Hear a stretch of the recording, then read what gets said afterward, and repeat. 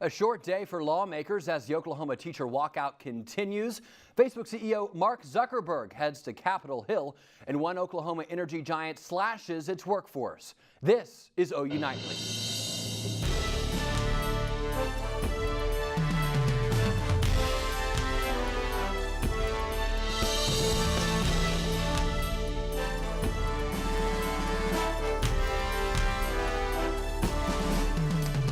Thanks for joining us for OU Nightly. I'm Storm Jones. And I'm Sammi Steele. Day 7 of the statewide teacher walkout, and crowds are still filling the Capitol.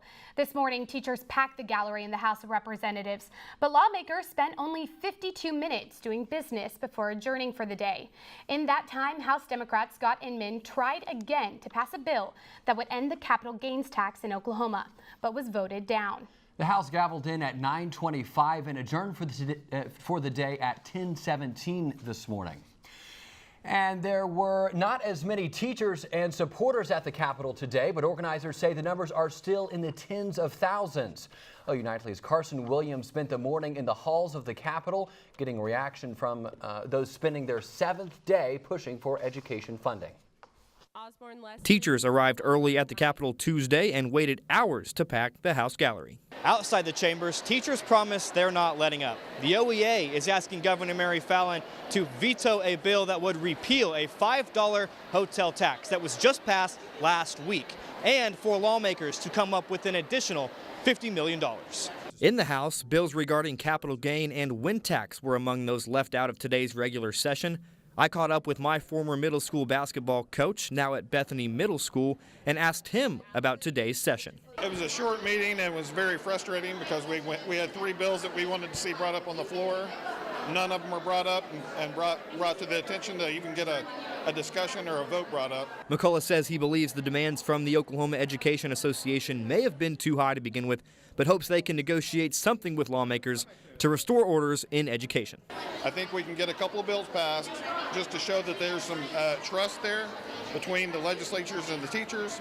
That can get us back in the schools. We're all ready to get back there and get back to our kids and start educating again, but without any trust from them, we can't.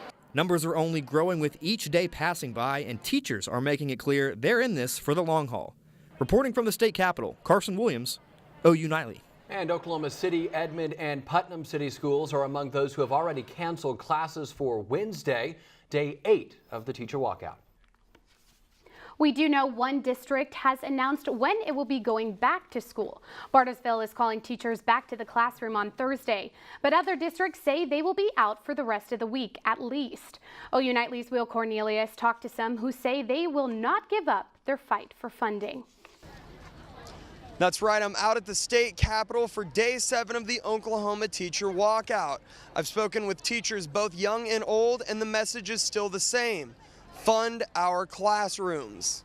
I have kids come up to me every single day and say, Ms. Shovak, this desk is pinching my legs, and I have nothing to tell them except, I'm sorry, you can either sit in that desk and hurt, or you can sit on the floor or on my bookshelf, and I can't get these desks fixed. Selena Jovag is an English teacher at Mayfield Middle School. She believes change begins at a grassroots level. You can be in your communities, you can be talking to people, you can be sharing things on social media or talking to your family or friends or etc. Tim Collier has been a teacher in Oklahoma for over 30 years. He wants young teachers to stay optimistic about the future of education in the state. To not lose heart and to understand their importance in the grand scheme of things. Now, all the teachers that I've spoken to out here say they would much rather be in the classroom, but until their demands are met and education is funded, they say they're not going anywhere. Will Cornelius, OU Nightly. Community support for the teachers remains strong, with businesses and parents providing food for teachers. And Oklahoma election officials are preparing for the first day of candidate filing. Candidates from state Senate and representative to governor and U.S. Congress all must make their way to the state election office by this Friday. The state election board is warning space will be tight and parking for candidates will be limited due to the teacher walkout. An Oklahoma energy giant announces job cuts for almost a tenth of its workforce. Devon Energy will lay off 9% of employees in the weeks ahead. A company spokesperson did not confirm the exact date the cuts will be announced, but did confirm all parts of the company will be impacted. And Sammy, it was a pleasant day out there. I know it started kind of cool. It was great out. All right. It was cold this morning, though. I had to put on a few layers, but as the day went on. I think, Marisa, do you have more on that? Yeah, that's right, guys. This morning it was pretty chilly. These are this morning's lows, 38 here in Norman, even below freezing in some parts of Kansas, but it sure shaped up to be a beautiful day. The current temperatures outside right now are absolutely gorgeous. 68 here in Norman, up in the 70s out in the Panhandle, 75 in Woodward, and 75 in Guyman as well. So it's been a really beautiful day, and it's finally starting to feel like spring. We have more spring-like temperatures on the way, some rain chances coming, and a weekend cool down, but I'll have more details coming up. All right, thanks, Marisa. David Holt became Oklahoma City's first new mayor in 14 years today, and he immediately announced a change to City Hall. Holt says pictures of children from across Oklahoma City will be replace the portraits of past mayors in the City Hall conference room. Holt says he wants to focus on the future of the city, starting with his youngest members. That's who we're doing this for, and I wanted those kids to look down on us as we sat in that conference room and we made the decisions that we're going to make in the coming years. Holt won the election in February by a landslide, claiming 79% of the vote. And all eyes are on Capitol Hill this afternoon as Facebook CEO Mark Zuckerberg testifies before 44 U.S. senators. Lauren Linville is following that for us from the News Center. Lauren. Storm Zuckerberg began his two-day congressional hearing today for the Cambridge Analytica privacy scandal involving 87 million Facebook accounts. Protesters met Zuckerberg at Capitol Hill with signs asking for privacy protection and even cardboard cutouts of Zuckerberg wearing Fix Facebook shirts. We didn't take a broad enough view of our responsibility, and that was a big mistake. And it was my mistake, and I'm sorry. Zuckerberg is set to testify again tomorrow before the House Energy and Commerce Committee. And there's more information on the FBI's raid on President Trump's personal lawyer, Michael Cohen. Detectives raided his office, house, and hotel yesterday, where they obtained records of business transactions, taxes, and emails, including Cohen's $130,000 payment to Stormy Daniels. CNN reports that a source familiar with the situation says the raid also sought records on a deal set up between ex-Playboy playmate Karen McDougal and a company that reportedly paid her during the 2016 presidential campaign not to tell the story of a relationship with then candidate Trump publicly. And President Trump does not agree with the FBI's raid. He tweeted, "Attorney-client privilege is dead and a total witch hunt," calling it an attack on our country. President Trump also expressed his frustration about Robert Mueller and Rod Rosenstein, whom Trump himself appointed, saying, "We'll see about firing Mueller." And Storm and Sammy, Russia vetoes a U.S. resolution at the UN Security Council which called for investigating the Syria chemical attacks. All right, thanks for that, Lauren. And still to come on OU Nightly, why one long-standing mental health care clinic is closing its doors. Plus, he's one smart Sooner. Meet the OU student who made his Jeopardy debut today.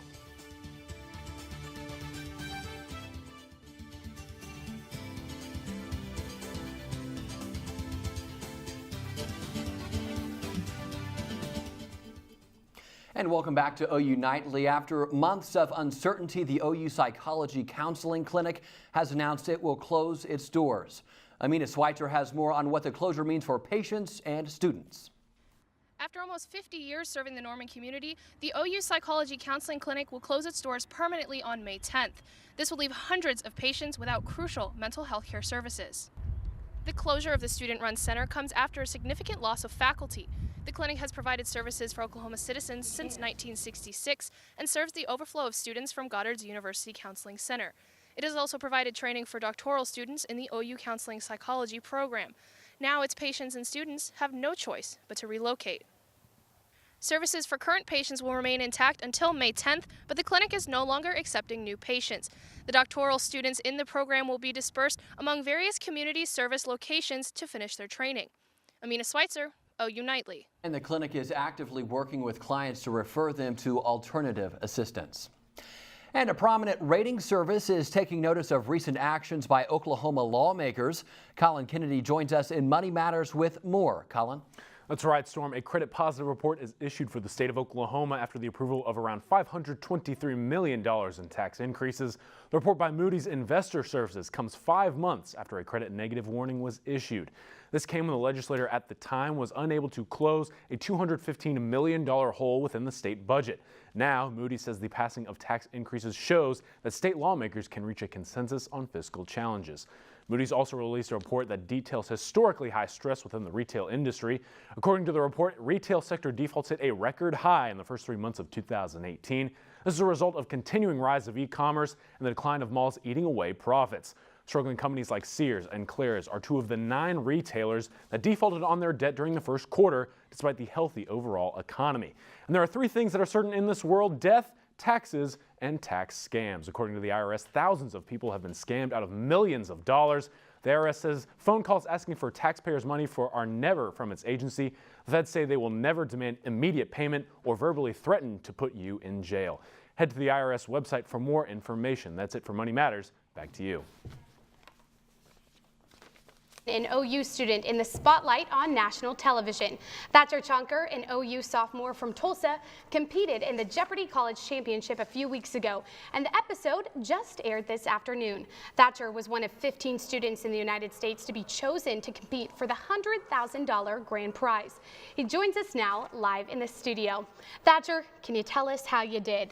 So my episode finally aired. It aired in the Oklahoma City area. It's actually one of the first areas to get the episodes to air every day. And I competed against a student from Brown and a student from Columbia, so they had me up against the Ivies. And I finished second in my episode by about $3,000. And so I finished with $21,599. And so the 15 contestants played 5 games, 3 each, and the 5 winners and the 4 next highest scores all advance. So I currently have the highest score of the non-winners thus far. So I need 3 of the next 6 non-winners to finish below my score. And usually the cutoff for a wild card is around 14 and 15,000. So I feel good about my chances, but you have to watch the rest of the week to find out. So there still is a chance, is what you're saying? There's a chance, and it's a good one. So can you tell me a little bit about what the application process was like to get onto Jeopardy? So once a year, there's a test on Jeopardy's website, and they publicize it for months before it happens. And so anyone can take it, and you take the test. You basically get 4 seconds to respond to these questions, and you have to type out your answers pretty quickly, and they grade them. So about 100,000 college students take the test, and they invite a couple hundred to audition.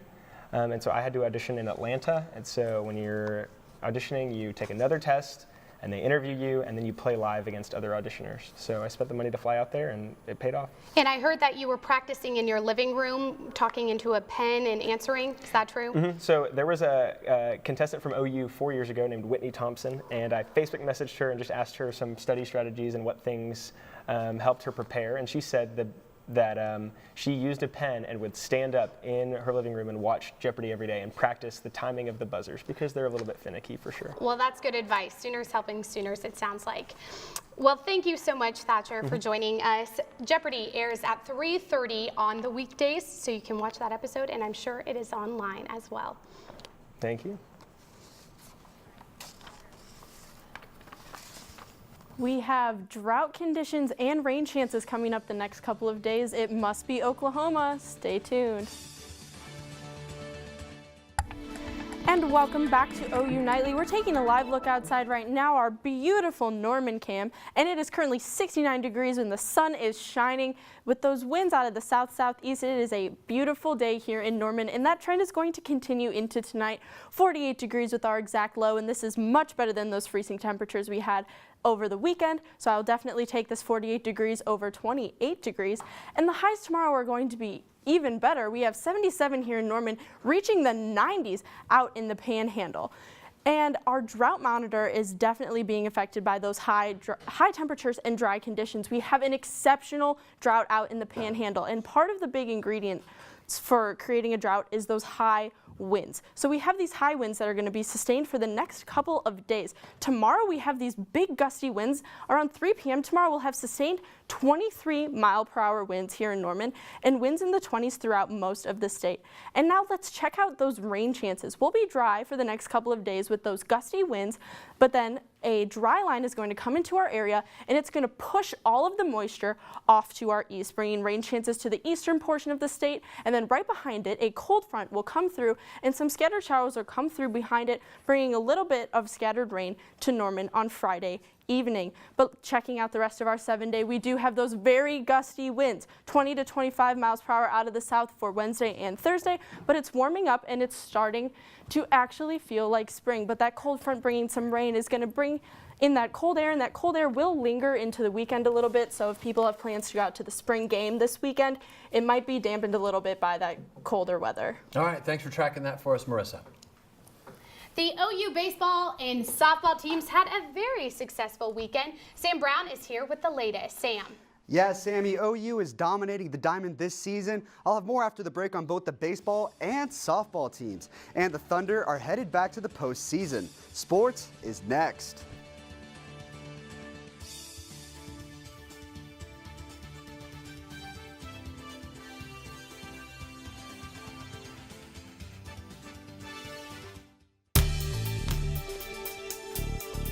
Welcome back. After a big series win on the road against TCU over the weekend, the OU baseball team is back in Norman for a matchup tomorrow night against Arkansas Little Rock. They've been on fire since Big 12 play started and currently lead the conference with an 8-1 record. Kyle Tyler is expected to get the start on the mound as he looks for his third win of the year. OU softball stars Paige Parker and Leah Wodak stopped by Sooner Sports Pad last night after completing a sweep of Iowa State Monday afternoon. They talked about their success so far this season and had an interesting response to a question from the audience. What's your guys' favorite place to play away from home? Great question. Hey, that's good. The College World Series?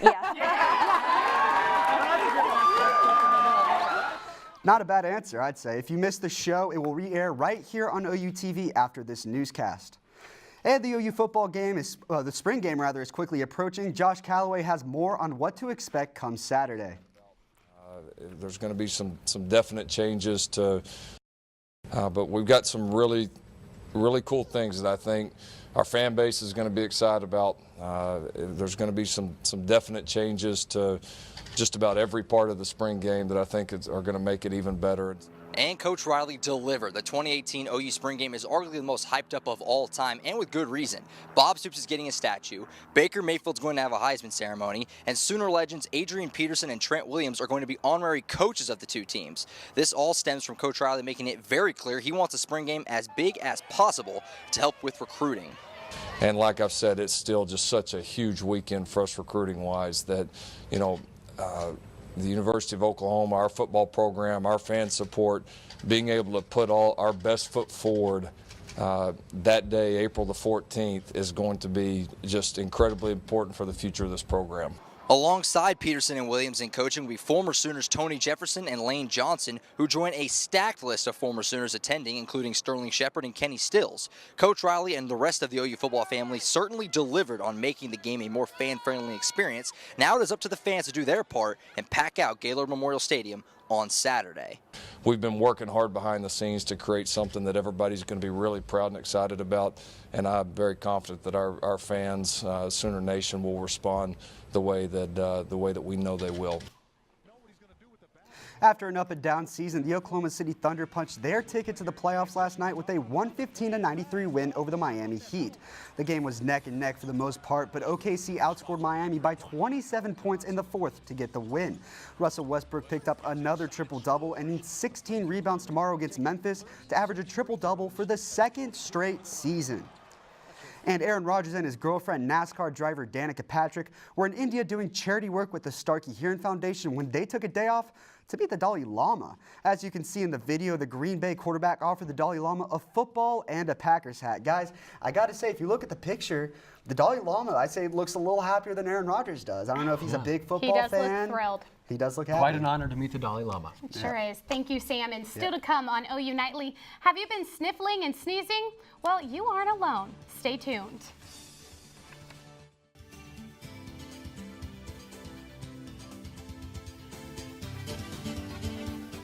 I'm Cheyenne Plummer at the Update Desk. Governor Mary Fallin has just signed House Bill 1020XX. This bill repeals the proposed hotel-motel tax. This move goes against the demands of the Oklahoma Education Association.